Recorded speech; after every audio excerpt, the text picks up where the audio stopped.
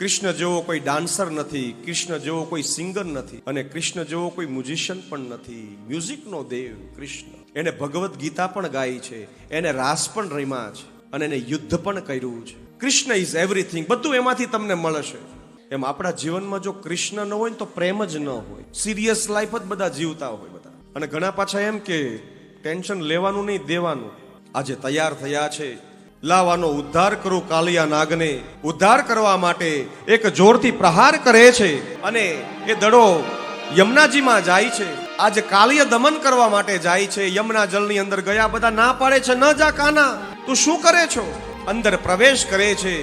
જળની અંદર જતા જ એ નાગની પત્નીઓ બધી બેઠી હોય છે. નાગ સૂતો હોય છે, કાલિય નાગ, અને કદમના ઝાડ ઉપરથી કૂદકો મારી નીચે પડ્યા. સામે કાલિય નાગ હતો. પત્નીઓ ના પાડે છે. જોરથી દોડી કૃષ્ણ જાય છે દોડીને, અને કાલિય નાગ સૂતો હોય છે, એની પૂંછને પકડે છે, જગાડે છે.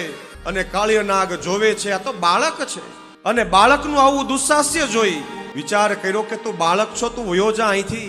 માનતા નથી ઠાકોરજી. કૃષ્ણ એની પર એક મુષ્ટિકાનો પ્રહાર કરે છે, અને પ્રહાર કરતા જ બંનેનું યુદ્ધ શરૂ થાય છે.